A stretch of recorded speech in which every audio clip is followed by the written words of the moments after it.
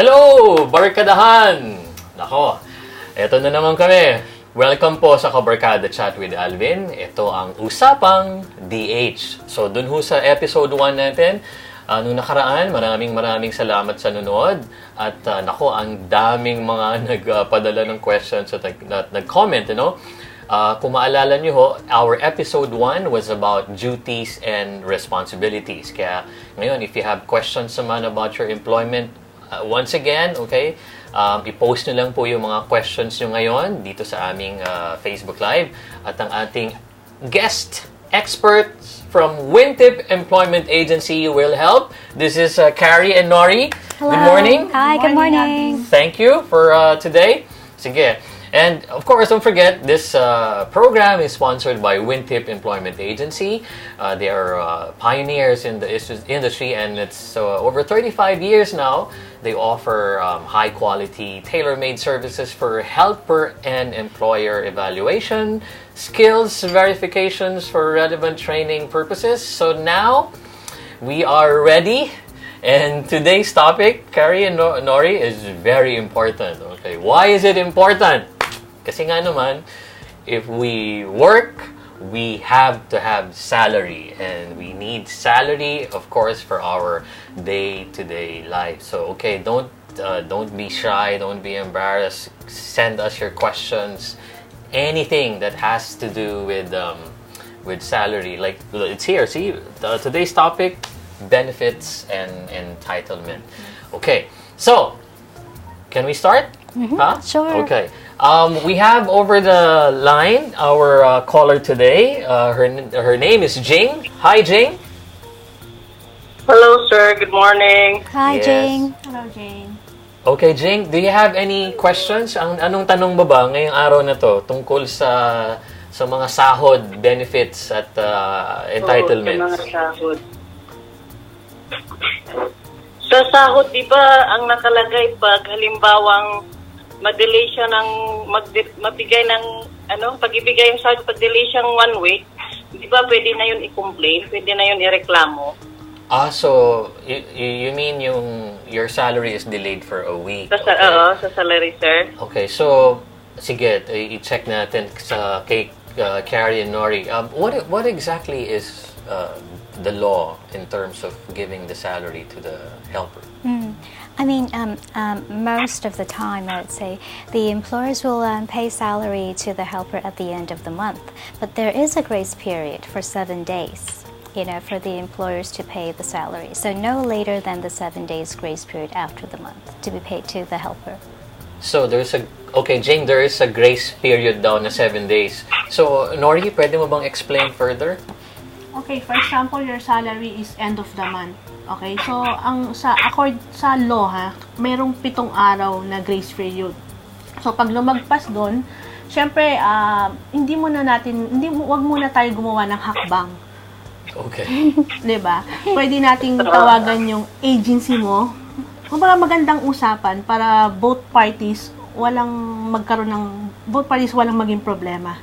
'Di ba? Tawagan ng agency and then sabihin kung ano yung problema nila, kung ano yung concern nila. So kami bilang nasa gitna, kami yung makikipag-usap sa employer para hindi kasi kung gagawa ka agad ng hakbang, magkakaroon ng parang sira o lamat sa relationship between the employee and the employer. Okay. O, Kasi Jing, mostly- meron daw kasi 7 mostly- days. Ano ba nangyayari sa'yo? Mostly, ma'am, late na, more than 1 week na late, tapos chike pa. More than 1 week late, and then they pay you Tapos, by check. Through check. So, it oo, would take another pa 2 siya. days to clear. Okay. Lagi ba nangyayari to? Is this happening always? Oo. So, I guess, Jing, Parang almost every month. like what Norie said, Norie said, if you can get in touch with your employment agency to ask help. But Norie, Carrie, is there an immediate thing that she can do? So, for example, if delayed, it was given to her on the 10th day. I think she can tell the employer, Ma'am, my salary is more than 7. Can she do that? Can she say, by law, it should be 7 days, but you give it to me every 10th day, and I need to send money back home. I mean, can she say something like this? I always encourage the helpers to talk to the employers directly, but in the event where, of course, the helper does not want to, ruin the relationship, we can always help, because, we normally try to educate our employers as well in terms of not just salary, a lot of things that we can help in terms of the relationship. So I think the best thing for the helper to do is tell us first.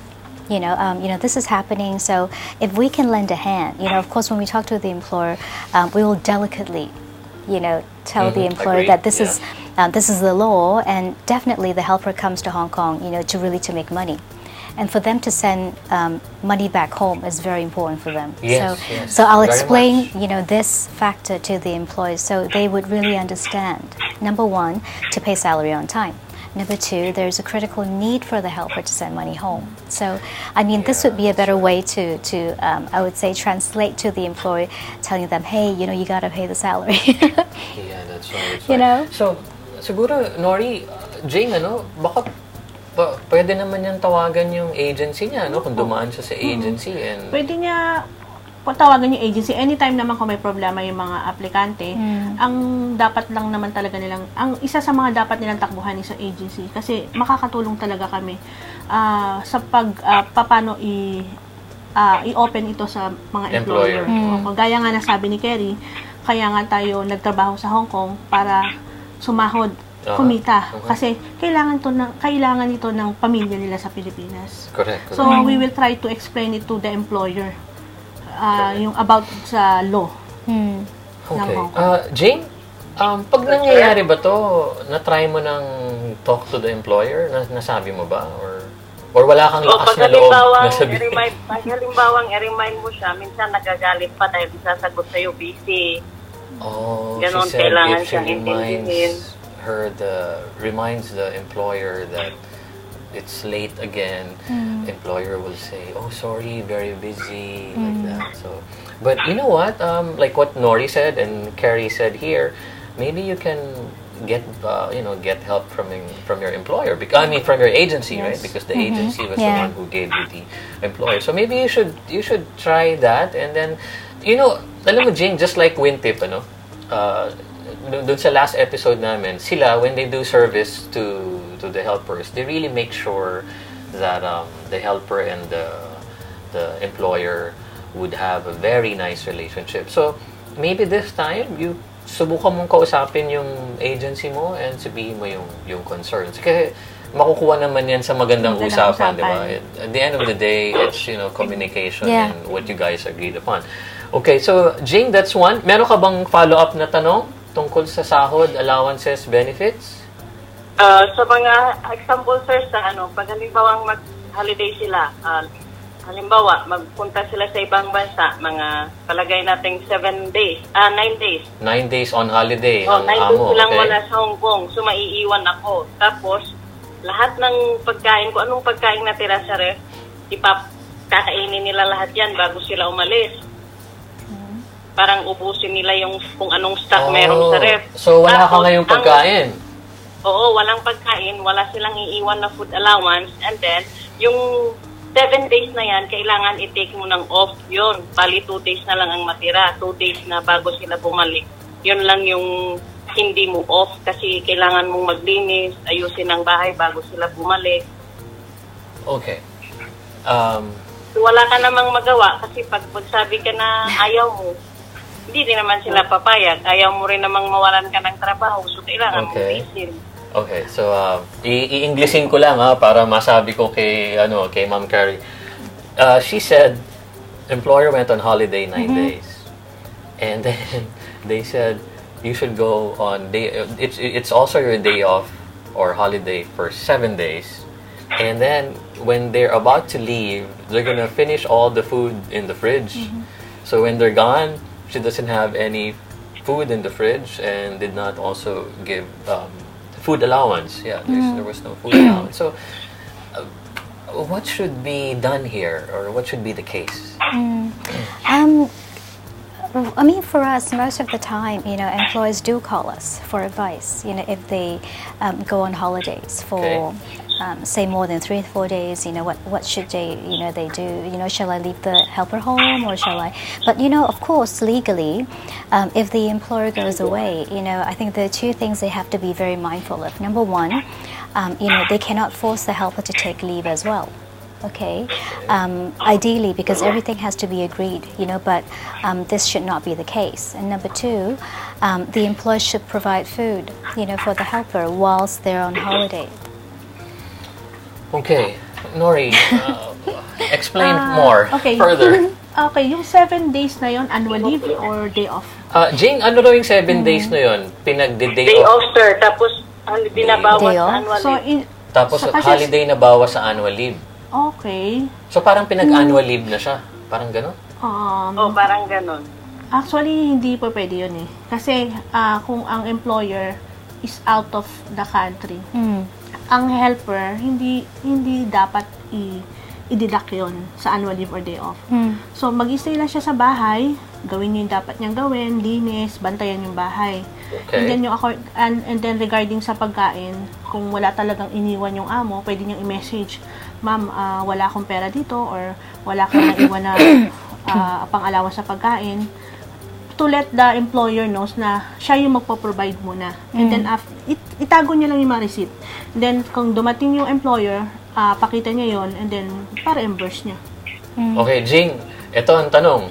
Nagawa mo na ba yun na sinabi mo sa amo mo na, ma'am, wala kang iniwan ng pagkain, ako muna mag-aabono, tapos na-reimburse mo?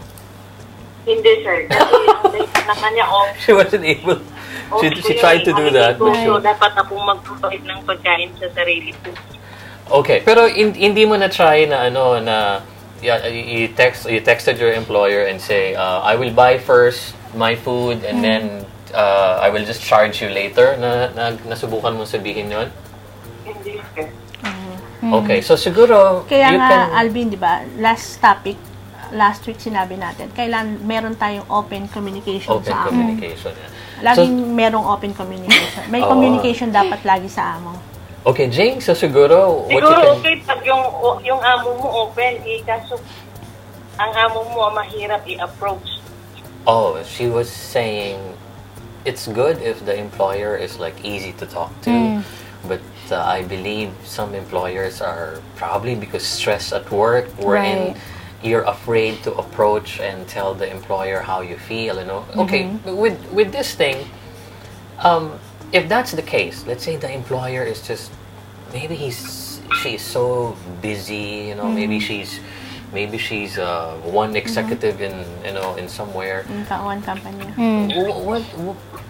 Probably okay. This is my idea. If I cannot talk to my employer in that way, then I would seek help from agency. At least the agency, there should be a Chinese-speaking agency, right? Yeah. Okay. So Jing, I think that's the safest or the easiest path or way to talk to the agency.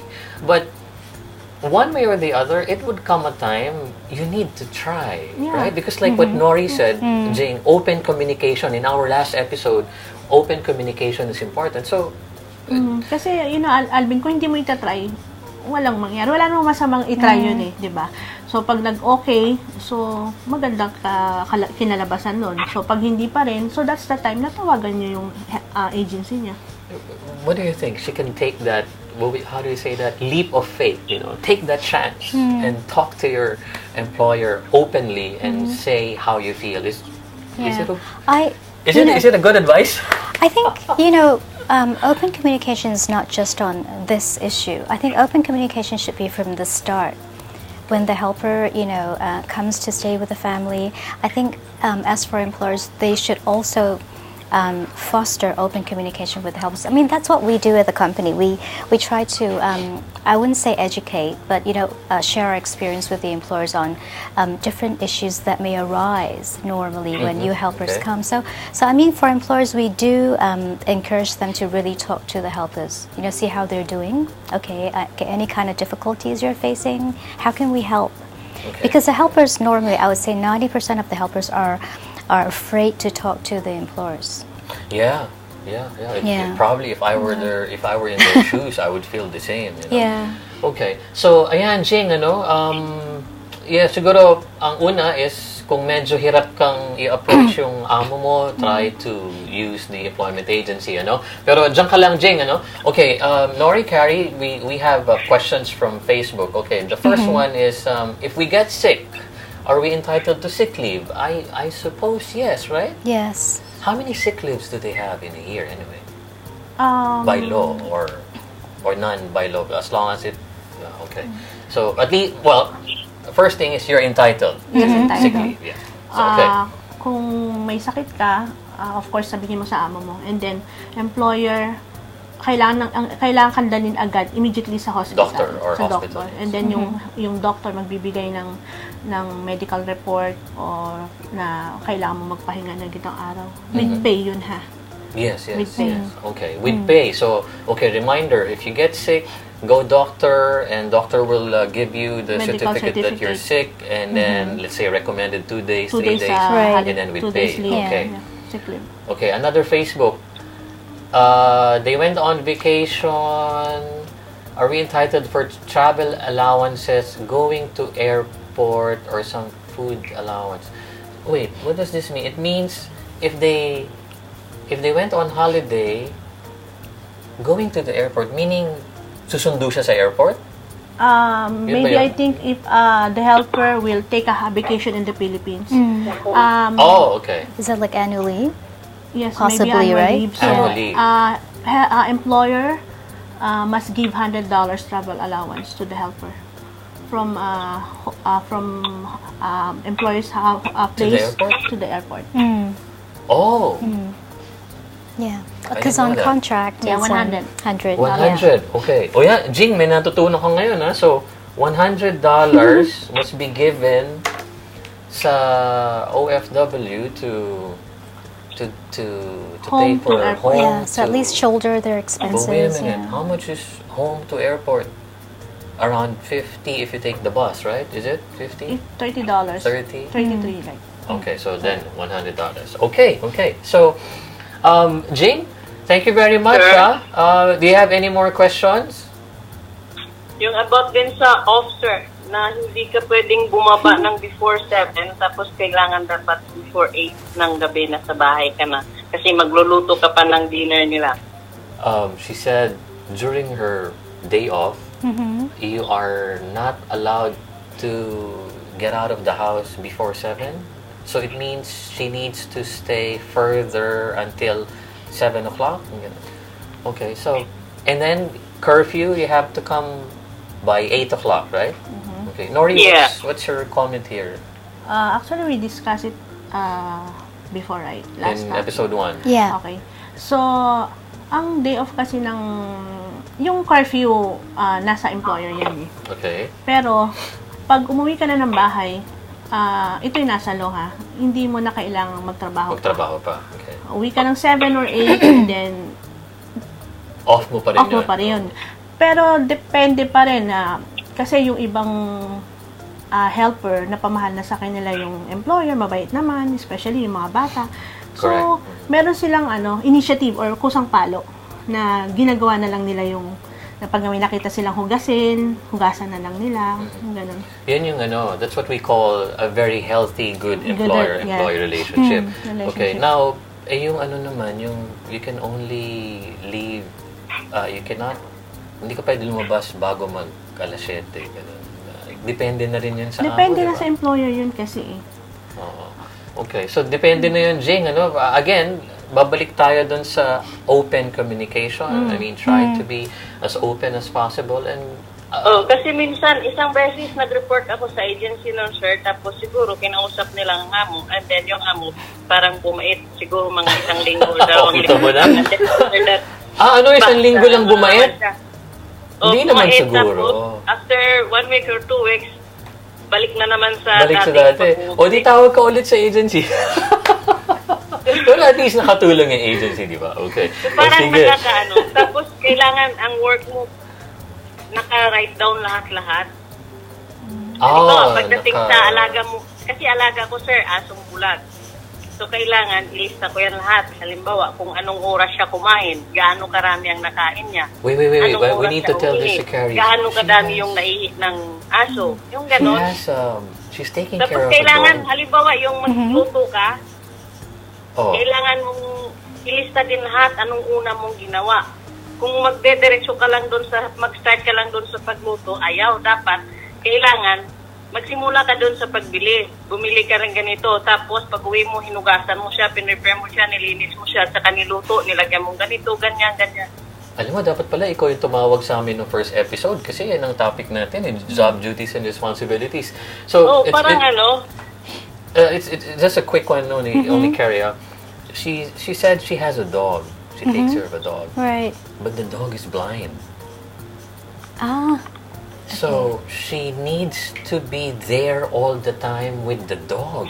And also need to note down everything. Note down everything that she does during the day. So, I don't know what to say. I don't know what to say. So wait. So I think what she was trying to say is she's taking care of a blind dog. She has to be with the dog all the time. Right. So of course, that's dangerous. It's like taking care of a person who's blind, right? So, and then she has to list down all those things that she did for the day. This is only my guess. So, again, if there's an open communication and a healthy relationship between employer and helper, probably the trust will be there. So no need to write it down. But maybe for some employers, it's not about they don't trust you, but they wanted to know what you did for whatever reason. Maybe they're just like that, So. And about dun sa asong bulag, Norie, hindi ko alam ang sasabihin ko. Asong bulag. Pagising yung aso, halimbawa sa gabi, pagising yung aso, hindi ka rin pwedeng matulog. Kaya yung tulog ko, 2 to 3 hours lang. Alam mo, kaya minsan yung ginagawa ko, para makatulog ako ng mahaba, tinatabi ko yung aso, niyayakap ko siya para lang makatulog ako. Yun! Like, ang galing mo naman pala eh. Iheli mo siya, di ba? Tama, iheli. Iheli mo yung aso. Ang aso kasi, di ba, kaibigan talaga ng tao yan eh. Parang bata. So, kung ano yung ginagawa mo sa baby, parang ganun din ginagawa mo sa aso. Okay. Kasi may mga helper din kami na may mga employer kami na kumukuha sila ng mga helper para sa mga aso nila. Minsan, 10 aso, 8 aso. Narinig ko yung sasabihin ng employer, pag nag-away yung mga aso, ikaw may problema. Ganon. So, parang bata siya na alagaan mo siya parang baby. I-feed mo ng... ayan, Jing, narinig mo yung sinabi, ha? Okay, sige, nako. Tandaan mo yung mga nasabi ni Carrie tsaka ni Norie, ha? From WINTIP. So, maraming salamat, Jing. Thank you, Dan. Okay, thank you. Thank you, Jane. Okay. So, I just have one follow-up question. We got this from a survey that we did. What happens if a helper breaks something in the house? Let's say some plates or vase like that. So, she needs to pay? Well, by law, even the item is $5,000, okay? The helper can only pay $300 per item. A maximum of $300? Maximum of $300. So regardless if it's worth $5,000 yes, base? By law, yeah. The employer can only deduct once per item. Yeah. I didn't know that.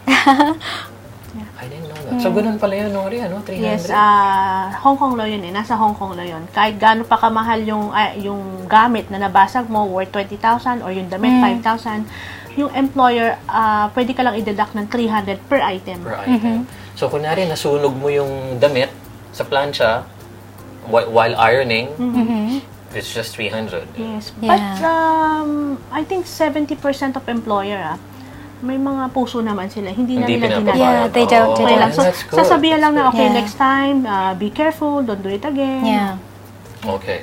Ayan mga kaibigan, meron kayong nakuha ulit na impormasyon, yun daw, meron daw kayong up to $300 na kailangan bayaran kapag meron kayong nabasag or nasira. Pero like sinabi nga ni Norie, mababait naman din daw yung amo, like more than half naman daw sinasabi na hindi naman kailangan. You don't need to pay because again, we're gonna go back to that open communication and healthy employer-employee relationship. Oh my God, we don't have time. There are so many things to talk about. So Okay, like this. Before we say goodbye, any words, Carrie, to our viewers in Barkadahan? Sure. Thank you again, Alvin, and our fans at Barkadahan. Again, if you're finished contract or direct hire helpers who need our help or renews, we're happy to help. My team are always there to help. So, Alvin, thank you so much again. Okay. Thank you, Carrie. But wait, there's a follow-up Facebook. Alam nyo, sunod-sunod yung Facebook. Dental. If I have tooth extraction, is this covered by employer? So, ano yun? Sino magbabayad nun ba? Okay. So about that, sa dental, di ba, pagdating na amo, anang katulong, once na nag-arrive sila sa Hong Kong, employer, mandatory to na bumili ng insurance para sa kanila. So, depende yun siya sa plan ng insurance, anong covered. So, may mga covered doon na sa ngipin, pwede na pumunta ng dentist, pabunot, tapos may receipt, pwedeng i-refund yun sa insurance.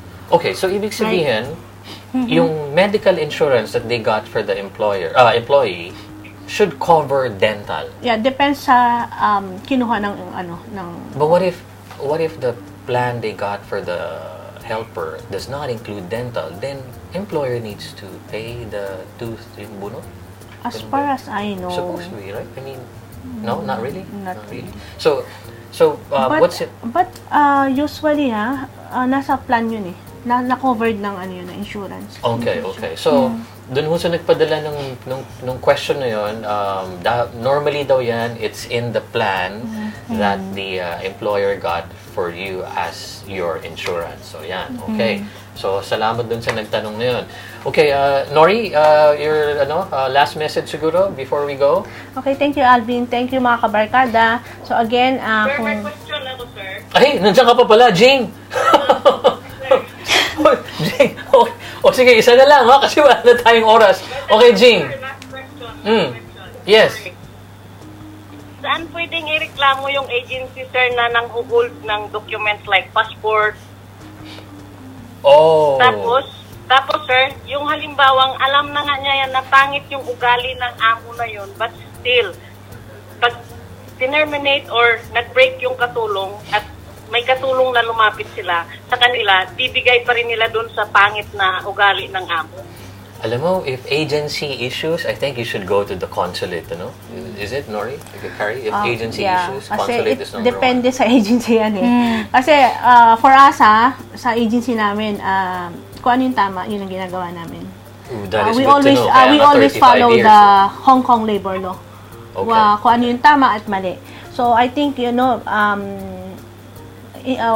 wala kami sa posisyon para Yes. magsabi Oo. Alam mo, Jing, pag ganyan, if agency issues, you need to go to consulate na rin siguro and Marami kasi labor agency department. dito, sir, na Na ganyan, pero tsaka yung passport, pag Pera-pera mga lang. ganyan, consulate dapat yan. O, sige. Naku, thank you, Jing, ha? Okay, Norie, your last few words? Okay, thank you, Alvin, for inviting us, and also sa mga kabarkada, kung may mga finished contract kayo, renewal, finished contract, you can come and visit our office in Chimsacho East. Thank you at saka sa uulitin. Thank you so much again. Thank you, Carrie. Thank you, Norie. Our friends from WINTIP Employment Agency. Oh, ano to? Meron pa? Another one? Follow up? Okay. What is this? Employer meet up the helper after 2 days or 3 days after 5 months. I don't understand. Norie, parang hindi ko mag-gets yun. Employer meetup. After 2 days or 3 days? Baka ang ibig sabihin yan, from Philippines, overseas, hired by the employer, and then pag-arrive ng Hong Kong, hindi mo na pipick upin. Because sa Hong Kong kasi, pag nag-arrive, sa Pilipinas may medical, so sa Hong Kong may medical din. Okay. May medical din. Pero once na tumungtong ang helper sa Pilipinas, insured na yan. Nakabili na ng insurance yung helper. Okay. So, may mga employer kasi na gusto muna nilang hintayin yung medical result ng helper bago nila pick upin. So, yung helper, i-stay muna sa accommodation ng agency. Oh, okay. Pero hindi ba dapat yun bago ka dumating meron na? O may mga cases na... Meron kasing medical sa Philippines. at saka iba rin sa Hong Kong. Okay. Okay. So, wow. Really no more time. So, okay. Thank you, WINTIP. Thank you. Thank Mga you. kabarkadahan, abangan nyo ulit kami next week ha, 10:30 ha. Okay, so, thank you so much. So, mga kaibigan, huwag nyo pong kakalimutan, next week, Thursday, 10:30, dito lang yan sa Kabarkada Chat with Alvin. So, ito pong topic natin today. Please share, repost, okay, sa wall nyo, padala nyo yung link sa mga kaibigan nyo dito sa Hong Kong, kapwa nating mga OFWs. So again, see you again next week, Thursday, 10:30 a.m. Goodbye! Goodbye.